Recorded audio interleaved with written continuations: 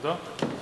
오늘 여호수아서 8장 1절에서 4절까지 읽으셨는데요. 두려워하지 말라, 놀라지 말라 라는 제목입니다. 한번 따라 하실까요? 두려워하지 말라, 놀라지 말라. 한번 더 하시죠. 두려워하지 말라, 놀라지 말라. 우리 옆에 분 보고 한번 합시다. 멀리서 이렇게 보이잖아요. 옆에 있는 사람, 뒤에 있는 사람한테 두려워하지 말라, 놀라지 말라 한번 해보죠. 시작.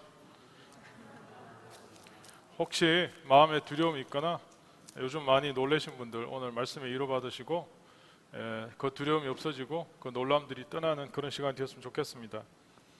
아마 인간이라면, 사람이라면 태어날 때부터 본능과도 같이 갖고 태어나는 가장 기본적인 두 가지 감정이 있다면 그것은 바로 수치심과 두려움입니다. 수치심과 두려움.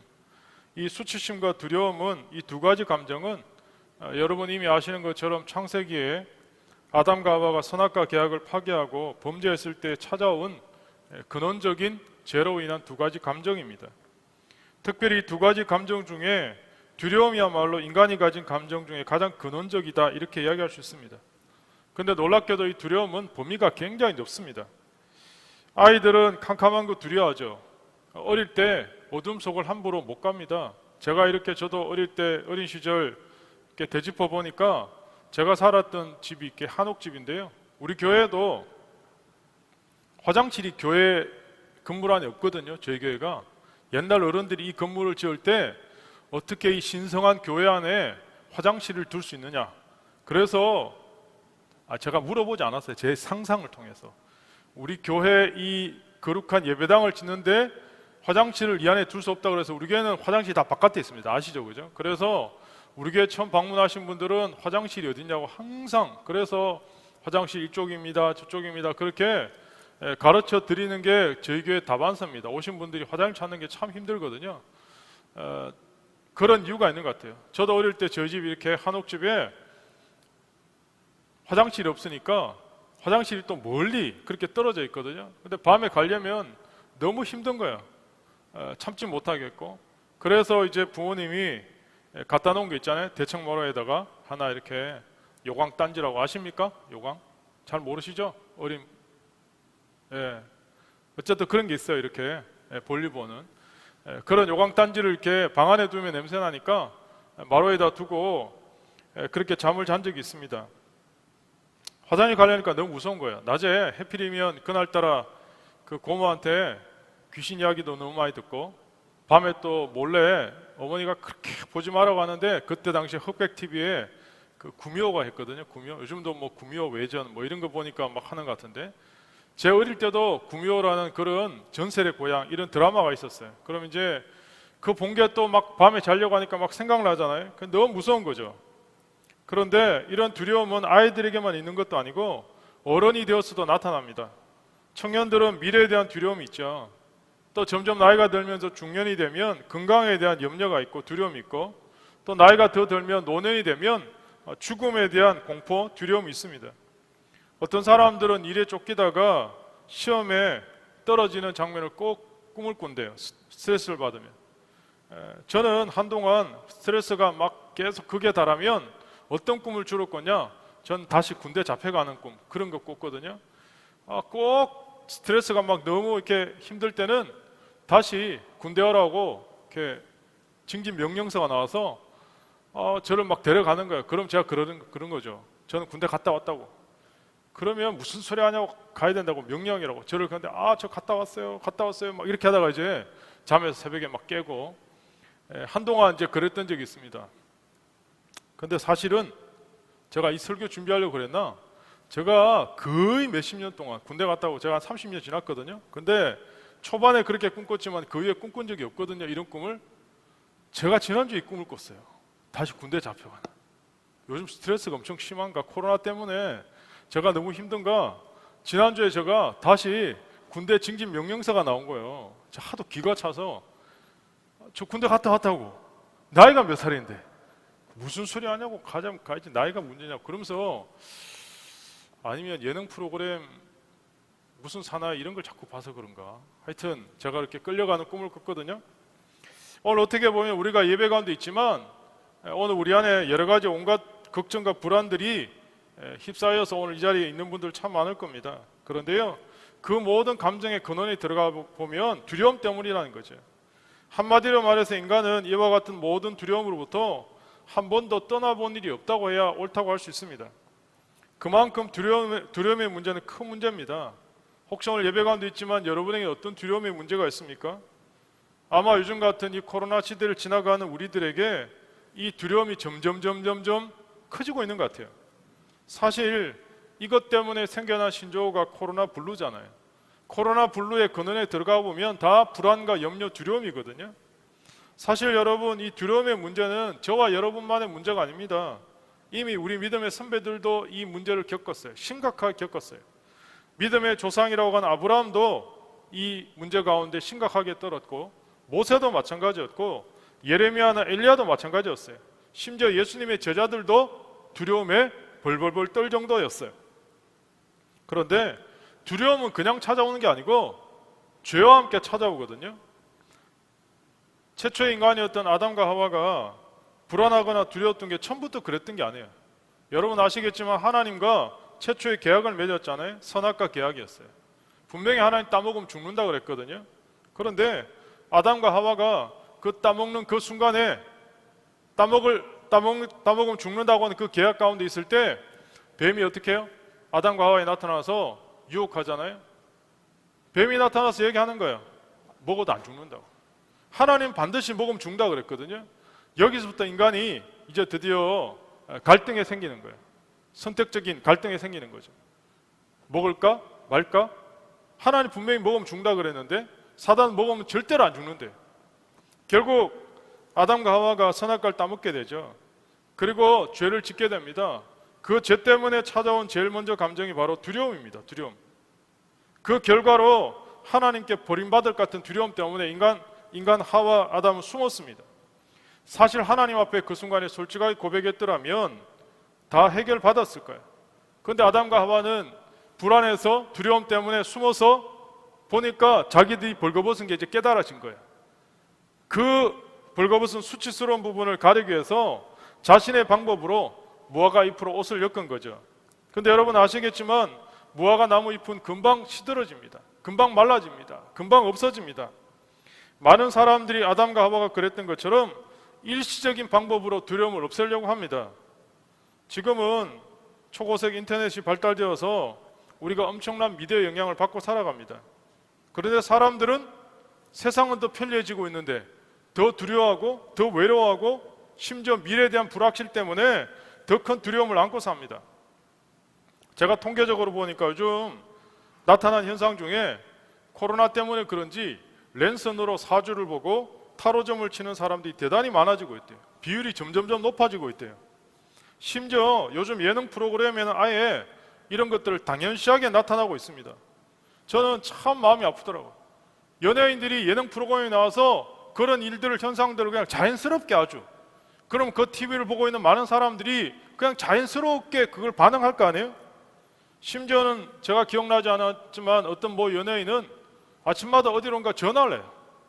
요새 전화기 이게 아니고 이걸 하는데 어디론가 전화를 해요. 아침마다. 그러면 전화기 건너편에서 오늘은 어디를 가세요? 어떤 옷을 입으세요? 마치 아바타처럼 다 지시를 해요. 그러면 그 사람이 하는 말에 따라서 오늘 어디 쪽을 가면 안 되고 누굴 만나면 안 되고 다 지시받아서 그렇게 사는 거예요.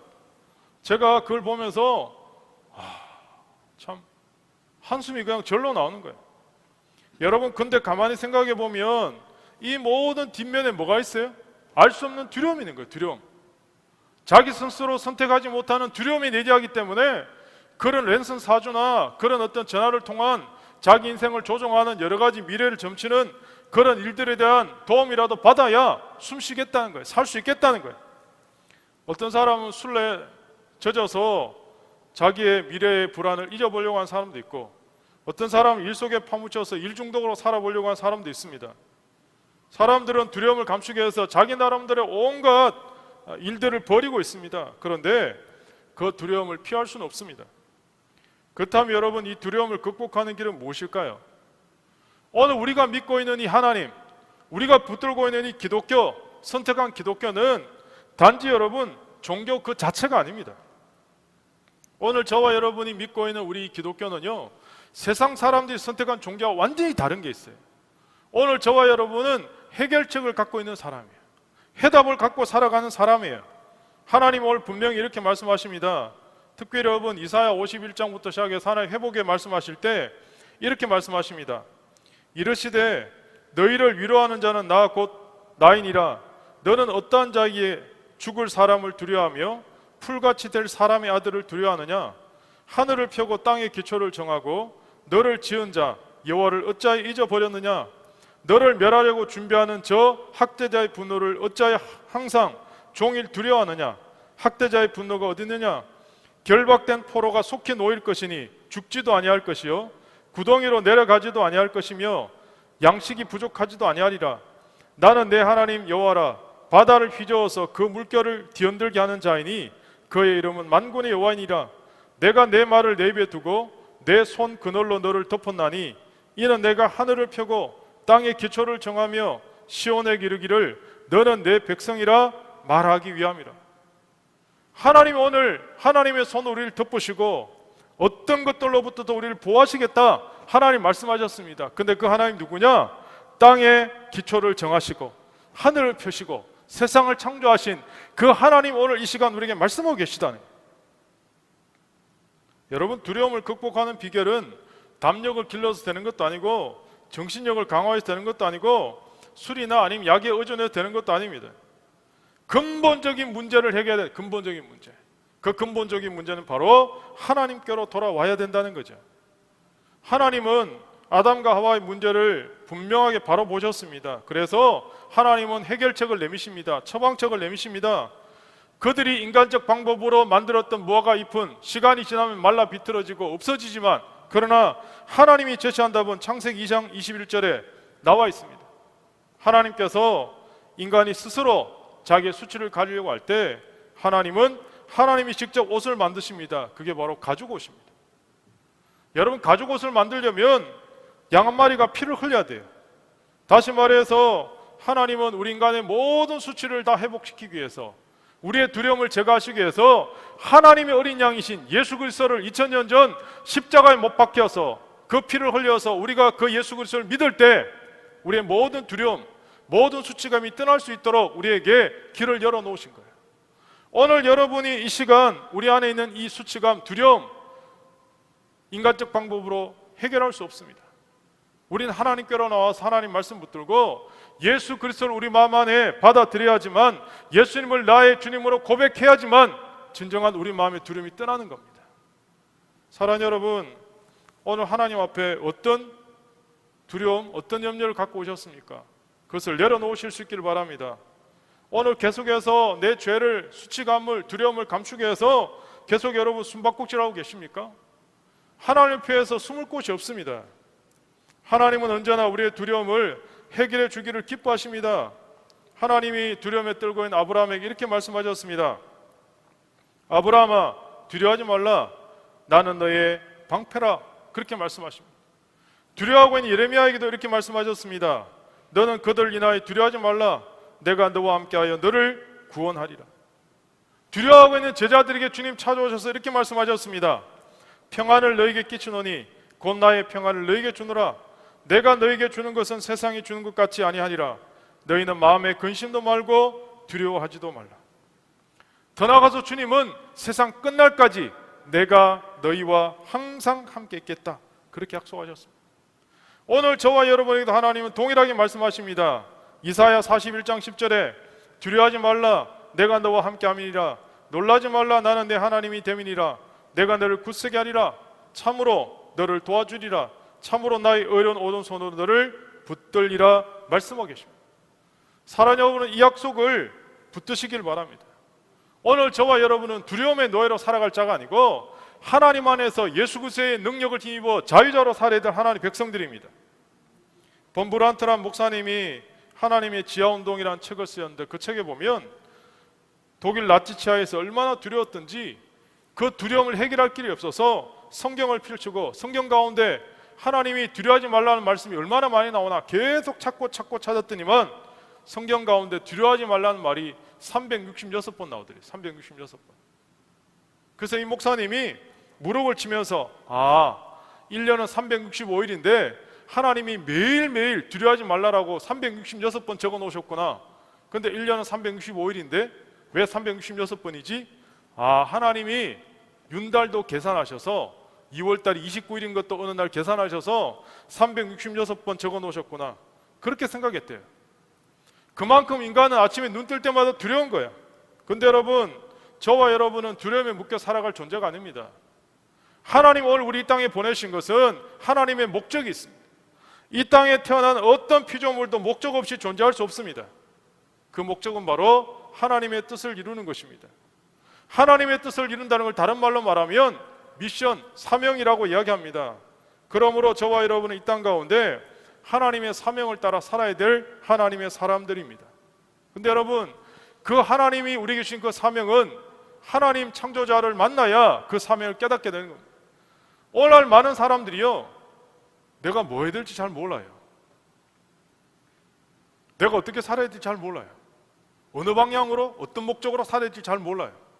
그냥 공부하라 그러니까 공부하고, 대학교 시험 쳐야 되니까 대학교 시험 치고, 그래서 그냥 성적 순위에 따라 결정한 과에 들어가서 그러다 보니까 졸업하고, 시간 지나서 취업 준비해서 취업하고, 그러다가 마음에 안 들면 또 직장 바꾸고, 그렇게 몇 번 바꾸다가 뭐 어떻게 이렇게 정말 내 인생이 이 땅 가운데 어느 방향으로 어떤 목적으로 어떻게 살아가야 할지 분명하게 그 목적을 깨닫고 살아간 사람들이 굉장히 드물다는 거예요. 오늘 예배 감독신 여러분, 하나님 우리를 그냥 이 땅에 그냥 보낸 게 아니에요. 우리가 그렇게 살도록 그냥 우리 인생을 시간을 낭비하도록 보내신 게 아니라는 거예요. 오늘 저희 여러분은 이 땅 가운데 하나님의 사명을 감당해야 될 하나님의 사람으로 하나님 이 땅 가운데 보내신 거예요.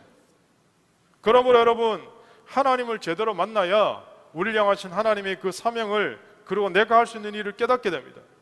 제가 일전에 말씀드렸지만 사명을 세 가지로 정리한 분이 있습니다. 첫 번째는 남들보다 더 가진 게 사명이래요.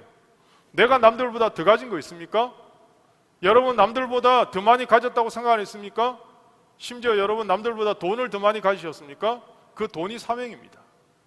그 돈으로 나 혼자 잘 먹고 잘 사는 게 아니고 그 돈으로 하나님 뜻을 행하라고, 하나님의 사명 감당하라고 주신 거예요. 아니면 남들보다 여러분 생각할 때 인물이 더 잘났습니까? 얼굴이 더 예쁩니까? 키가 더 큽니까? 남들보다 더 가진 게 사명입니다. 아니면 어떤 재능이 있습니까? 기술이 있습니까? 지식이 있습니까? 그게 다 하나님의 사명을 위한 도구라는 거예요. 그런데요, 세상 사람들은 남들보다 내가 좀 잘났다? 소위 인간적 기준으로, 세상적 기준으로. 그럼 그거 가지고 자기 밥 벌어먹기 바빠요. 평생 자기 자신만을 살고 끝나는 거예요. 하나님은 그렇게 하라고 우리에게 남들보다 더 가진 거 주지 않았어요. 두 번째는 남들보다 더 아픈 게 사명이라요. 여러분 지금까지 살아오시면서 인생이 참 힘드셨습니까? 왜 내 인생에 왜 이렇게 아픔이 참 많지? 내 인생에 왜 이렇게 고생을 많이 했지? 남들보다 특별한 경험을 많이 했지? 라고 생각하시면 그 경험이, 아픔이 하나님께서 사용하시는 도구가 된다는 거예요. 더 나아가서 세 번째는 우리 안에 거룩한 부담감이 사명이라는 거예요.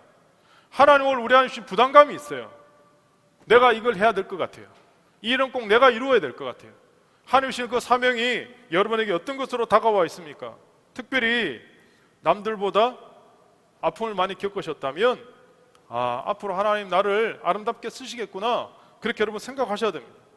다시 말씀드리지만 아픔이 사명입니다. 혹시 지금도 아픔 가운데 또 그런 소용돌이 속에 살고 있는 분들이 있다면 하나님의 뜻을 이루는 도구로 오늘 계속 하나님 나를 빚어가신다는 사실을 오늘 예배를 통해 깨달으시기 바랍니다. 근데요, 모든 사람들이 자신의 사명을 다 발견하고 하나님의 그 사명을 따라 산 인생이 아니라는 거예요. 아름다운 퇴장으로 자신의 인생을 마무리하는 게 아니라는 거죠. 제가 앞부분에도 말씀드렸지만 대부분의 사람들이 내가 무슨 사명이 있는지, 내가 뭘 좋아하는지, 어떻게 살아야 될지도 모르고 그리고 인생을 마무리한 사람들이 대부분이에요.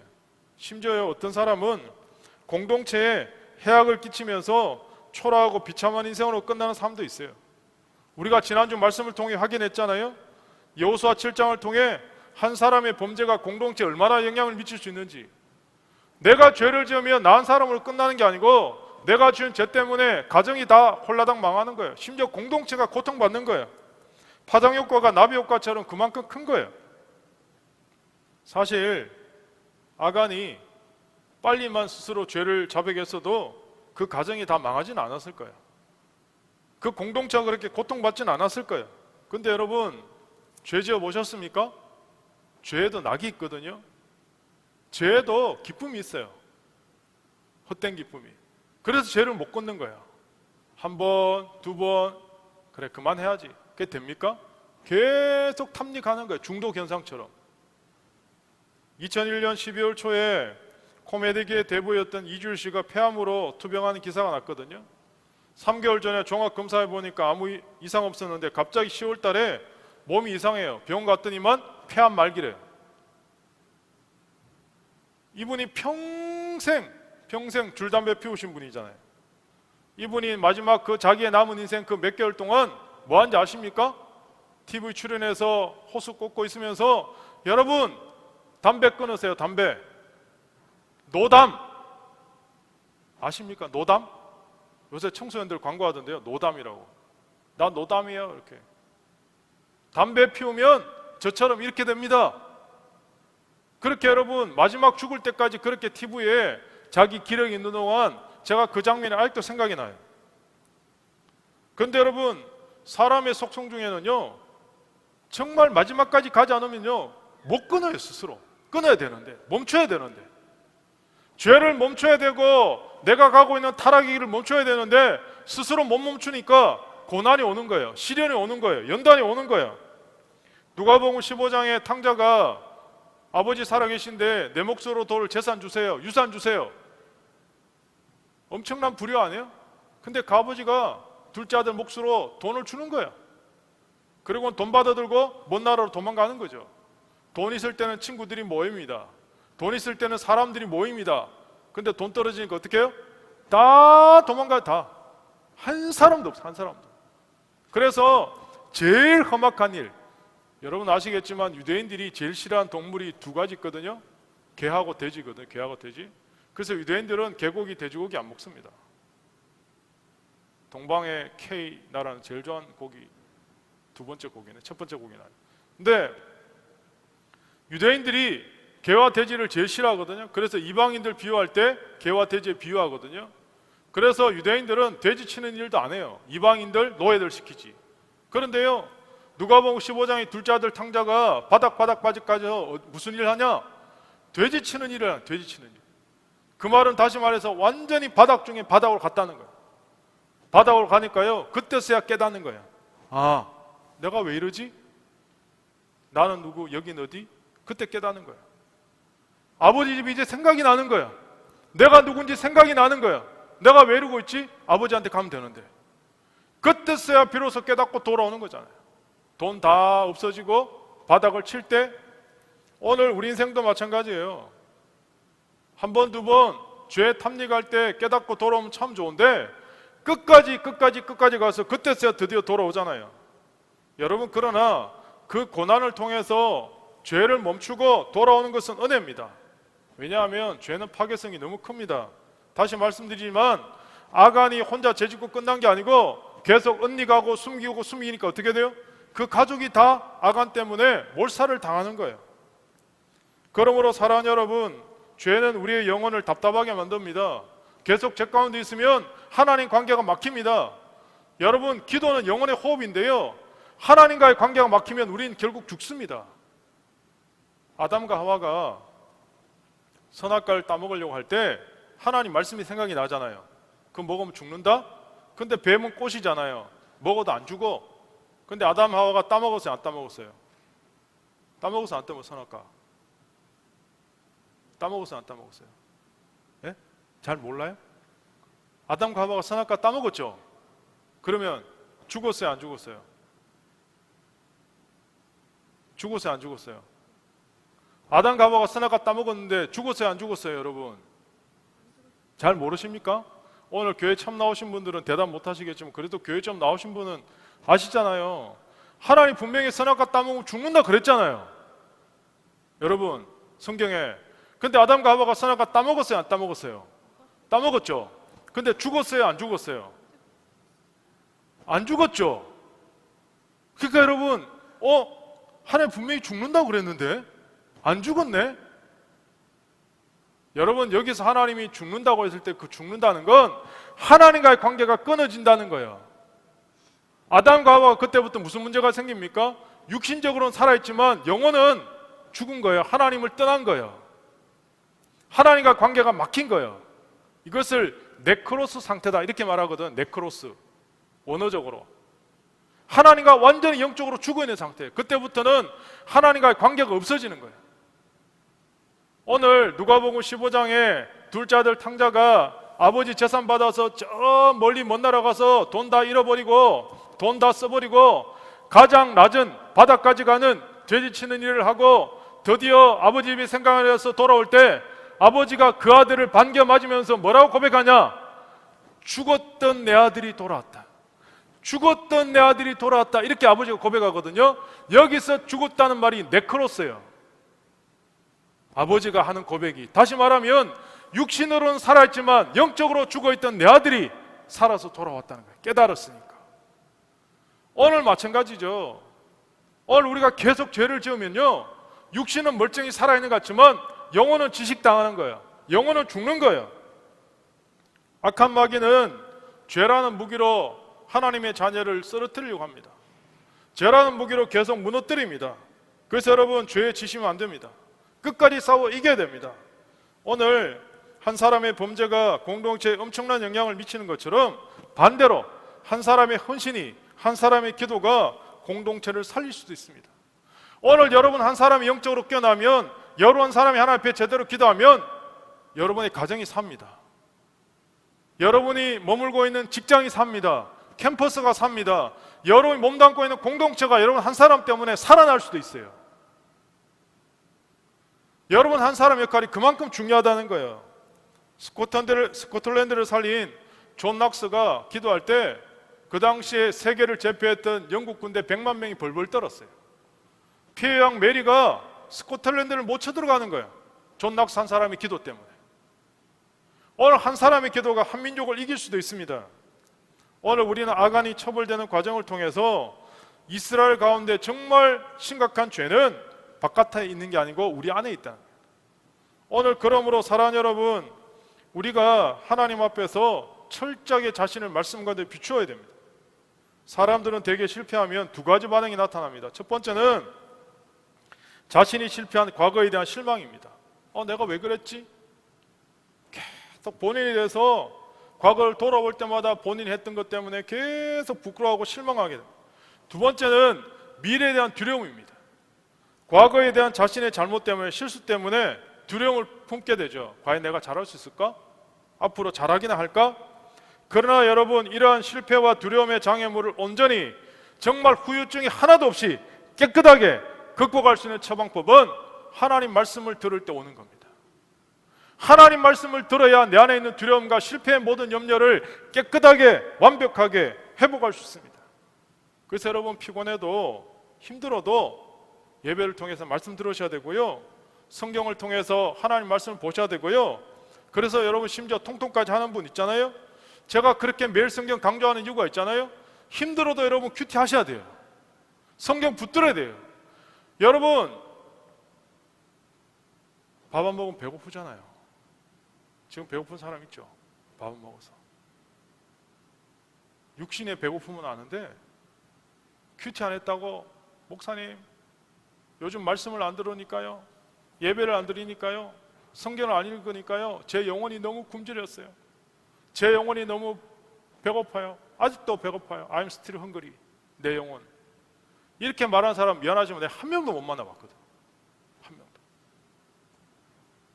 육신적으로 배고프다는 말은 배꼽시계 꼬르륵, 그 이야기는 엄청나게 많이 하면서 내 영혼이 너무 배고픕니다. 갈급합니다. 말씀도 듣고 싶어요. 성경 들으가 되겠어요. 예배 한 번 더 드리고 싶어요. 이런 분은 아직 제가 못 만나본 것 같아요. 여러분, 육신적으로 살아있지만 영혼이 네크로스 죽어버리면요, 결국 인생 망합니다. 하나님 떠나면 우리는 못 삽니다. 죽습니다. 결국 하나님은 당대 최고의 리더이고 신적인 존재와도 같았던 모세가 사라질 때 그 리더십의 바톤을 여호수아에게 넘겨줍니다. 근데요, 여호수아는 모세와 비교가 안 돼요. 비교 불가해요. 그 두려워 떨고 있는 여호수아에게 이미 여호수아 1장을 통해 하나님 말씀하셨어요. 내가 너와 함께 하겠다고. 모세와 함께 있었던 것처럼 내가 너와 함께 하겠다. 두려워하지 말아라. 내가 너를 떠나지 않겠다. 약속하셨어요. 오늘 여호수아는 하나님의 그러한 격려와 위로가 없었다면 가나안 정복 전쟁 못 뛰어들었을 거예요. 하나님 함께 하시겠다는 약속이 있었기 때문에 지금까지 온 거예요. 그러나 여러분, 분명한 것은 하나님 음성을 제대로 들으면요, 환경이나 사람에 눌리지 않는다는 거예요.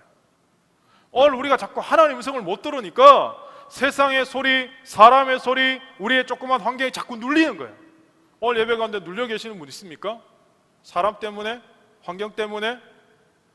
외부 조건 때문에? 왜 그런지 아세요? 하나님 음성이 안 들리니까 환경이 커 보이는 거예요. 사람이 커 보이는 거예요. 조건이 커 보이는 거예요. 그러니까 계속 눌리는 거예요. 그러면 그분은요, 계속 눌려 살아야 돼요. 평생. 오늘 여러분 그렇게 살기를 원하십니까? 아니면 하나님 음성 제대로 듣고 자유하는 하나님의 사람으로 당당히 이 땅 곳에 살기를 원하십니까? 오늘 아이성의 패배로 상처난 가슴을 안고 울고 있는, 엎드려 있는 여호수아에게 하나님 찾아오셨어요. 하나님 말씀하고 계세요. 격려하고 계세요. 오늘 우리가 이 땅을 살면서 우리를 제일 강력하게 우리를 잘되도록 응원하시고 격려하시는 분은 바로 하나님이 우리의 응원 대장이십니다. 오늘 여러분 예배를 통해 하나님 우리를 격려하시고 응원하시는 그 응원을 받고 가셔야 돼요. 예배 드릴 때마다, 말씀 읽을 때마다, 기도할 때마다 하나님 나를 격려하시고 응원하시는 그 격려를 받지 못하면 오늘 이 코로나 시대에 우리는 승리할 수 없습니다. 하늘 왕자를 버리시고 이 땅에 오신 예수님, 하나님이 그분이 이 땅에 누굴 위해 오셨다고 생각하십니까? 오늘 예배드린 여러분 한 분 한 분을 위해서 오셨다는 거예요. 하나님 여호수아 8장 1절 통해 말씀하십니다. 군사를 다 거느리고 일어나 아이로 올라가라. 군사를 다 거느리고 올라가래요. 하나님이 두려워하지 말라, 놀라지 말라, 격려하시고 응원하시고 위로하신 다음에 군사를 다 거느리고 올라가래요. 그런데 애초에 이스라엘 정탐꾼은 뭐라고 보고합니까? 다 갈 필요 없어요. 3,000명만 가도 아이성은 충분히 이길 수 있어요. 하나님은요 그렇게 말씀하지 않았어요. 모든 병력 다 끌고 가래요. 그 말은 다시 말해서 최선을 다해 싸우라는 거예요. 오히려 1차전에서 교만해진 아이성 군사들을 향해 하나님께서 최선을 다해 싸우라고 총동원하라고 지금 명령하고 계세요. 여호수아는 하나님이 총동원해 싸우러 할 때, 오늘 본문에 보시면 다 읽지 않았지만 8장에 보시면 여호수아가 전략을 짜요. 어떻게 짜냐? 그들을 유인해내는 유인책을 써요. 그리고 복병을 둬요. 근데 여러분 아이성이 있으면 베델성이 여기 좀 있거든요. 근데 아이성과 베델성의 이 굉장히 근접된 성이기 때문에 두 성은 서로 공조하는 성이에요. 그래서 한 성이 공격받으면 다른 성이 원조를 해주거든요. 원병이 와서. 그러니까 여호수아는 그까지 다 생각하고 아이성과 베델성 사이에 복병을 두는 거예요. 그리고 또다시 아이성을 공격하기 위해서 복병을 두고, 그래서 여호수아가 밤새도록 매복 작전을 합니다.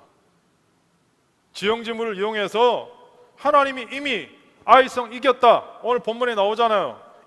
1절 하반절에 보세요.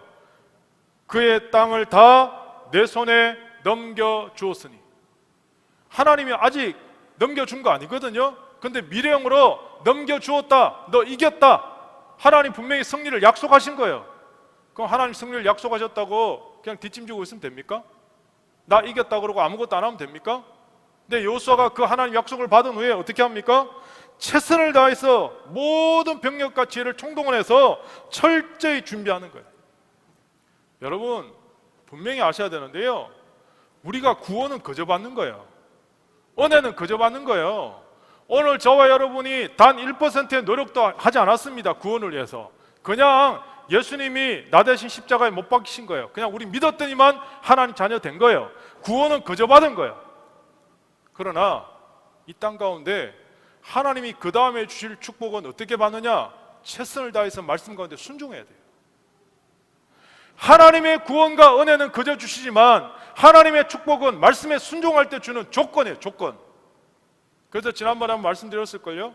구원은 무조건적이지만 하나님의 축복은 조건적이라고. 그러면 여러분 이 땅에 살면서 목사님 오늘 저는 당장 천국 갑니다, 그런 사람은 그냥 막 살아요. 아니 내일 천국 갈 사람도 그냥 막 살아도 돼, 내일이니까. 그러나 앞으로 여러분 인생이 최소한 이 땅에 살 날이 많다고 생각하시는 분들은 오늘 하나님의 구원을 거저받았다면 이제부터 여러분의 삶은 최선을 다해서 하나님 씨는 여러분의 모든 시간과 모든 노력을 총동원해서 이 땅 가운데 최선을 다해 살아가야 돼요. 성실하게 하나님 말씀 붙들고. 이게 우리의 역할이에요. 그럴 때 하나님은 복을 주신다는 거야. 그러므로 사랑 여러분, 적당하게 살면 안 됩니다. 게으름 피우고 살면 안 됩니다. 내가 남들보다 덜 자고 덜 입고 덜 먹고 최선을 다해서 노력하는 자만이 승리의 열매를 거둘 수 있습니다. 오늘 여호수아와 마찬가지입니다.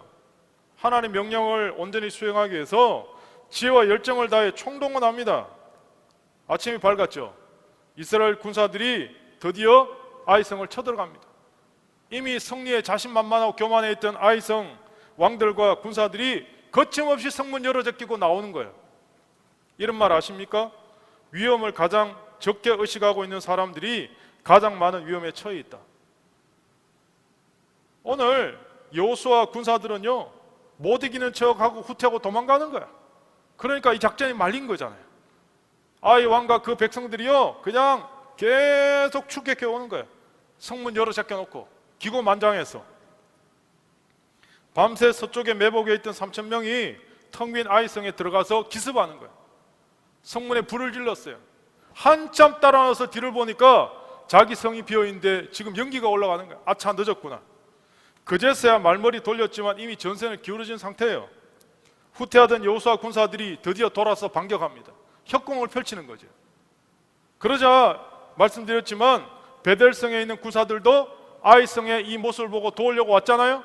밤새도록 12,000명이 매복하고 있었거든요.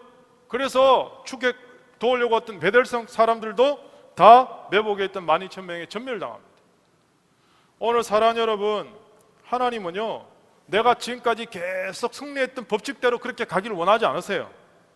오늘 하나님은 내가 좋았던 그 관습이 이 땅을 부패시키지 않도록 다양한 방법으로, 오늘 만약에 여러분이 이제까지 하나님을 경험했던 그 방법으로 하나님을 계속 틀에 가두고 하나님은 이런 분이야 라고 고착지키면 하나님은 그렇게 역사하지 않습니다.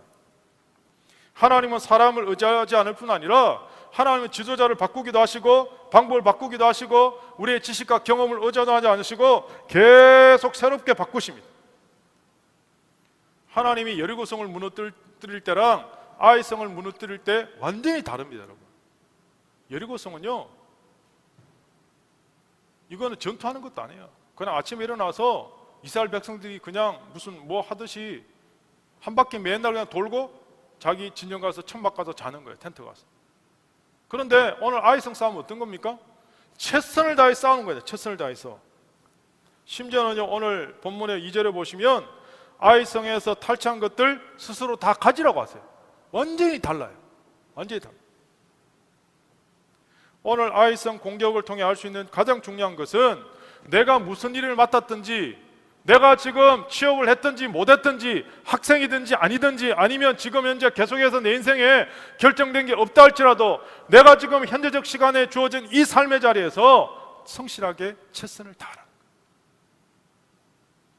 오늘 여러분이 한 시간 한 시간, 한순간 한순간 하나님의 뜻을 구하며 최선을 다할 때 하나님이 오늘 우리 인생에 새로운 승리를 주신다는 거예요. 과거의 캐캐묵은 경험이나 방법에 의존하지 말고 전혀 새로운 패러다임이 오늘 우리에게 필요합니다. 여러분, 아마 지금 우리가 겪고 있는 이 코로나 시대가 그런 것 같아요. 지금까지 해왔던 방법으로 이제 미래 안 됩니다. 저도 마찬가지예요. 오늘 여러분 삶의 자리에서 완전히 바꿔야 돼요. 생각을 바꾸고 삶의 경험을 바꾸고 삶의 모든 습관과 태도와 자세를 다 바꿔야 돼요. 그렇지 않으면 우리는 다가오는 이 코로나의 이후의 시대에 우리는 승리할 수 없습니다. 아무리 학생이 열심히 공부해도 시험 범위 잘못 알고 있으면 뭐합니까? 꽝이잖아요. 그런 의미에서 속도와 성실성 못지않게 중요한 게 방향성과 창의성이에요. 오늘 우리의 삶에 하나님이 온전한 방향과 창의성을 주시도록 하나님 말씀 붙들어야 됩니다. 오늘 우리는 여호수아가 실패의 골짜기에서 하나님께 엎드렸잖아요. 겸손하게 엎드렸잖아요. 그리고 자신을 정결하게 하고 하나님의 음성을 듣고 철저히 준비해서 전력 투구한 것처럼 오늘 이 자리 예배를 통해 여러분 하나님 은혜를 구하세요. 하나님의 도우심을 입으세요. 혹시 여러분이 실패와 낙심의 자리에 있다면 오늘 설교 제목처럼 두려워하지 말라, 놀라지 말라라고 말씀하셨던 이 음성을 들으실 수 있기를 바랍니다. 오늘 하나님 여러분의 절망의 자리, 낙심의 자리에서 하나님 다시 일으키실 겁니다.